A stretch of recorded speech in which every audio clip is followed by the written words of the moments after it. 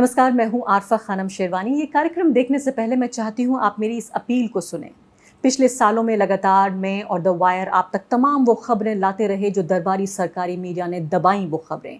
लेकिन आज हम जिस तरह के दबावों से दो चार हो रहे हैं, जिस तरह के खतरे से गुजर रहे हैं, ऐसे में हम चाहते हैं कि आप हमारी मदद करें, आर्थिक रूप से आप हमें सहयोग दें। और ये काम बहुत मुश्किल नहीं है।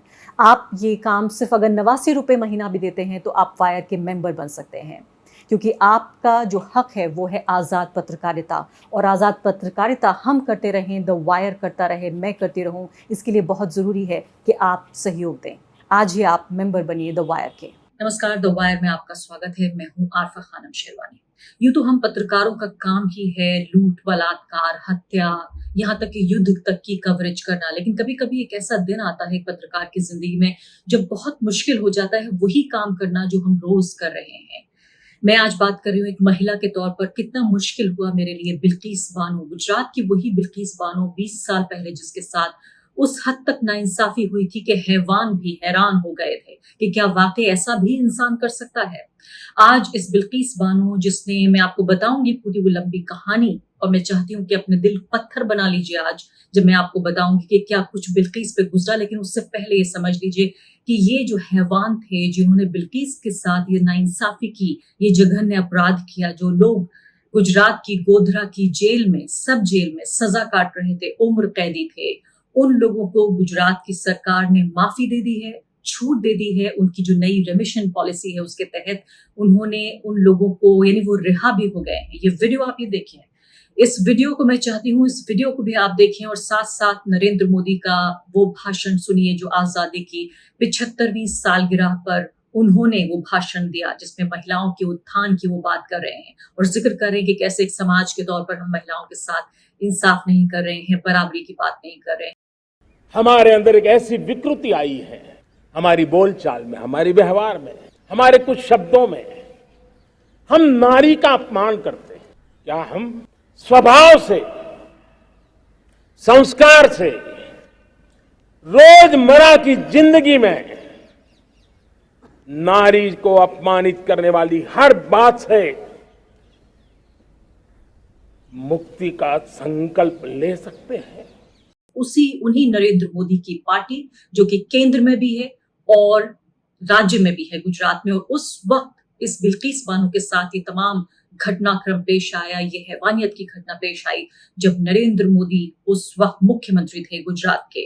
उन्हीं की अध्यक्षता में, जब वो राज्य के अध्यक्ष थे, वो राज्य के, मैं कहूंगी कि मुखिया थे, उन्हीं के कार्यकाल में गुजरात दंगे हुए जिसमें 2000 से ज्यादा लोग मारे गए, ज्यादातर उनमें मुसलमान थे। और अब जबकि प्रधानमंत्री हैं वो देश के, तब उनके कार्यकाल में वो लोग जिन्होंने इन अपराध को अंजाम दिया वो जेल से रिहा होकर बाहर सजा में, फिजा में, एक तरह से हवा में सांस ले रहे हैं। देखिए उनके पैर छुए जा रहे हैं, देखिए मिठाइयां खिलाई जा रही हैं। और मुझे हैरानी नहीं होगी अगर कुछ दिनों बाद उन्हें किसी न किसी पद के लिए भाजपा के, या तो उनको ऑर्गेनाइजेशन का, संगठन का सदस्य बनाया जाए, या हो सकता है कुछ दिनों बाद वो चुनाव के लिए टिकट भी मांगने लगे और चुनाव लड़े।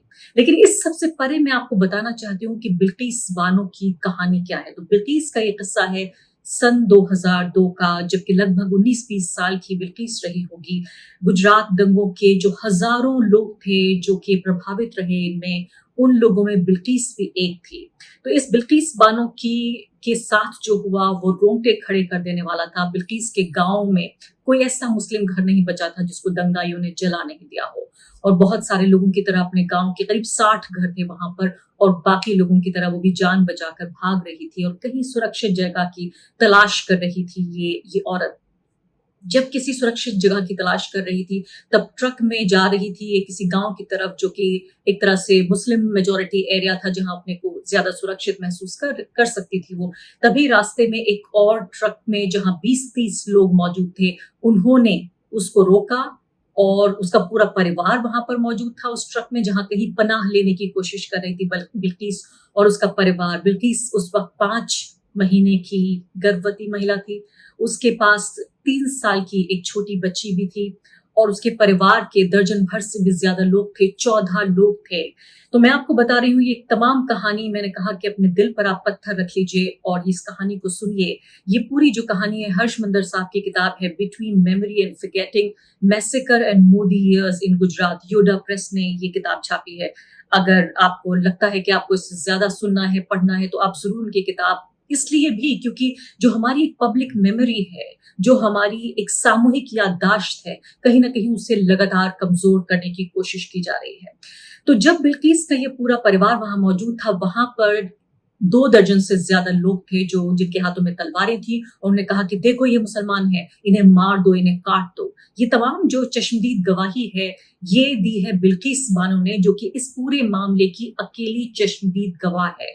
वो औरत जो शायद मुश्किल से पढ़ना लिखना जानती है, उसका पति जो कि मवेशियों को बेचने और खरीदने का कारोबार करता रहा है, कैटल ट्रेडर है, उस औरत ने इतनी हिम्मत दिखाई, जिस औरत के साथ जब वो 5 महीने की प्रेग्नेंट थी, मैंने आपको बताया कि इन लोगों ने रोक लिया और फिर जो उनके साथ, उस पूरे परिवार के साथ जिस हैवानियत का, जिस तरह का सुलूक किया गया, मेरे पास वो शब्द नहीं है, मेरे शब्दकोश में वो शब्द नहीं है कि मैं बयान कर सकूं कि बिल्किस के साथ क्या किया गया। मुझे लगता है कि सिर्फ कोई लोकतंत्र नहीं, कोई सभ्य समाज नहीं, इंसानियत के नाम पर एक इतना बड़ा कलंक है कि हमें खुद अपने आप से पूछना चाहिए कि वाकई क्या इंसान हैवानों से भी बदतर काम कर सकते हैं। ये तीन साल की जो बच्ची थी, उसे गोद से लेकर एक व्यक्ति ने और उसको उसका सर दे के मारा दीवार से, उसी पल उस बच्ची की मौत हो गई। इसके बाद जो 3 लोग थे उन्होंने दबोच लिया बिल्किस को और उसके साथ बारी बारी से बलात्कार किया गया। 14 जो अन्य लोग थे जिसमें महिलाएं थी उनके साथ और बाकी लोगों की हत्या कर दी गई। बिल्किस के साथ आप ये देखिए कि उसकी माँ के साथ भी उसी दौरान जब बिल्किस के साथ ये सब कुछ हो रहा था, तो उसके कजिन्स के साथ, उसकी माँ के साथ ये तमाम तरह की नाइंसाफी हो रही थी, जिसको मैं अपने मुंह से ये सारे शब्द नहीं कहना चाहती।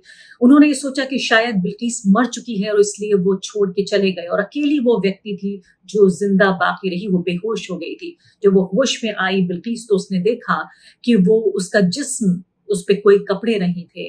उसने किसी तरीके से अपने को ढांप कर वहां से वो चलती चली गई और जंगल में आगे जाकर जब उसने देखा, कहीं पनाह लेने की कोशिश तो कर रही थी लेकिन कुछ भी मौजूद नहीं था। नल से वो पानी ले रही थी और तब जाके एक आदिवासी महिला ने उसको देखा और उसको कुछ कपड़े दिए जिससे वो अपना तन ढांक पाती।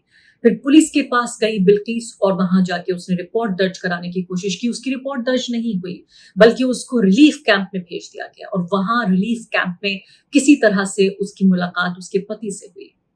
मैं आपको ये भी बताऊंगी कि उसके पति ने क्या कहा, ये सब कुछ क्या उसने पूछा कि मेरी पत्नी के साथ क्या हुआ, क्या इस तरह की हैवानियत ये तमाम उसके साथ हुई, इस तरह की शैतानियत उसकी पत्नी के साथ, उसके परिवार के साथ हुई, जहां की वो जो गर्भ में उसका बच्चा था और देखिए 3 साल की बच्ची, उसकी भी हत्या कर दी गई और परिवार के 14 लोगों में कोई भी जिंदा बाकी नहीं रहा।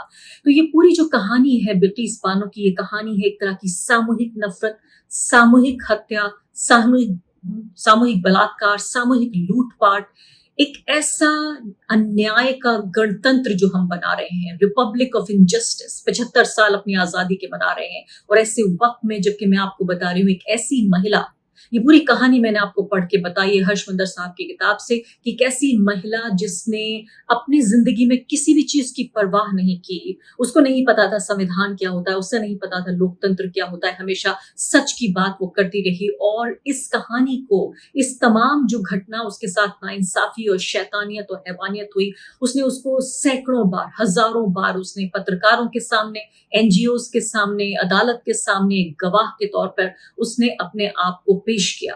और ये तमाम मैं बता रही हूँ आपको, जो छूट दी गई है, ये जो रिहा किया गया है इनको रेमिशन पॉलिसी के तहत, ये खुद भारत सरकार की जो अपनी गाइडलाइंस है जो जून में जारी की गई, जिसको आजादी का जो अमृत महोत्सव मनाया जा रहा है उसके उपलक्ष्य में इसको बताया गया कि हम माफ कर रहे हैं लोगों को। उसमें साफ तौर पे ये लिखा है कि जो कैटेगरी है उसमें not eligible for special release, यानी रेप कॉन्विक्ट्स और जो कन्विक्टेड फॉर लाइफ, यानी जिन लोगों को उम्र कैद की सजा है और जो लोग बलात्कार के दोषी हैं, उनके लिए ये कार्यक्रम, ये स्कीम नहीं है, ये पॉलिसी नहीं है। उसके बावजूद भी इन लोगों को रिहा कर दिया गया।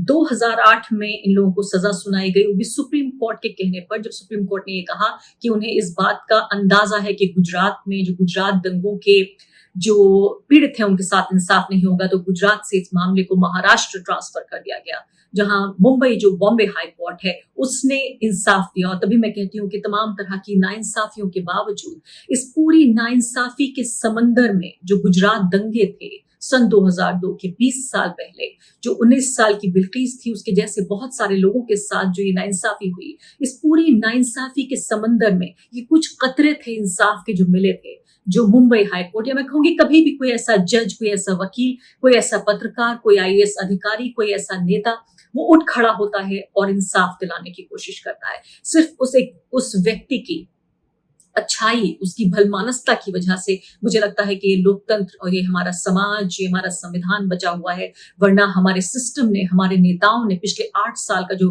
रूल रहा है उसने कभी हमारे सामने ऐसी कोई गुंजाइश नहीं छोड़ी है जिसमें हम इंसाफ की कोई आस रखें। दुनिया के सबसे बड़े लोकतंत्र में जो भविष्य है हमारे देश में इंसाफ का, वो बिल्कुल काला नजर आ रहा है। ये देखिए कितने धड़ल्ले से बार बार मैं चाहती हूं कि आप ये वीडियो देखें कि ये लोग अपने घर वापस जाएंगे, अपने घर की महिलाओं के बीच जाएंगे, अपने मोहल्ले में महिलाओं से बातचीत करेंगे, अपने रिश्तेदारों से, जो दोस्त होंगी उनमें महिलाएं होंगी, उन सबके सामने ये चेहरे जाएंगे, उन महिलाओं के साथ ज्यादती करने वाले चेहरे जिन्होंने जो हैवानियत की उन महिलाओं के साथ, सिर्फ इसलिए कि वो एक धर्म से ताल्लुक रखती थी, सिर्फ इसलिए कि उनका संबंध एक ऐसे धर्म से था जो कि पूरे तरीके से नफरत में ये लोग पूरे तरीके से अंधे हो गए थे। तो मैं आपको बता रही थी कि किस तरह से जो बिल्किस है उसने न सिर्फ कि ये सुनिश्चित किया कि इन लोगों को सजा मिले, बल्कि इस मामले में पूरी तरीके से कोशिश ये की गई कि ये 14 लोग जिनकी हत्या की गई थी और बलात्कार किया गया था उनके साथ, इसको भी छिपाने ढकने की कोशिश की जाए। तो यहाँ तक कि जो डॉक्टर्स थे उनको, पुलिस वाले थे, उन तक को इस पूरे मामले में सजा दिलाने की उसने कोशिश की और सजा दिलाई। तो ये पूरे तरीके से ये जो छूट की जो पॉलिसी है, जो नीति है, ये उस तमाम जो मैंने कहा कि एक नाइंसाफी के समंदर में जो इंसाफ के थोड़े बहुत कतरे हैं उससे भी हमें प्यासा कर देने की एक कोशिश है।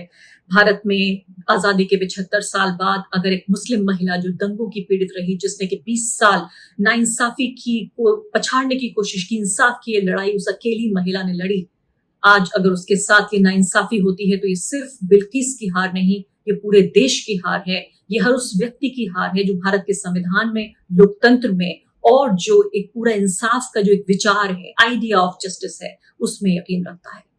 नमस्कार, मैं हूं आरफा खानम शेरवानी। ये कार्यक्रम देखने से पहले मैं चाहती हूं आप मेरी इस अपील को सुने। पिछले सालों में लगातार मैं और द वायर आप तक तमाम वो खबरें लाते रहे जो दरबारी सरकारी मीडिया ने दबाई वो खबरें, लेकिन आज हम जिस तरह के दबावों से दो चार हो रहे हैं, जिस तरह के ख़तरे से गुजर रहे हैं, ऐसे में हम चाहते हैं कि आप हमारी मदद करें, आर्थिक रूप से आप हमें सहयोग दें। और ये काम बहुत मुश्किल नहीं है। आप ये काम सिर्फ अगर 89 रुपये महीना भी देते हैं तो आप वायर के मेंबर बन सकते हैं, क्योंकि आपका जो हक है वो है आज़ाद पत्रकारिता, और आज़ाद पत्रकारिता हम करते रहें, द वायर करता रहे, मैं करती रहूं, इसके लिए बहुत ज़रूरी है कि आप सहयोग दें। आज ही आप मेंबर बनिए द वायर के।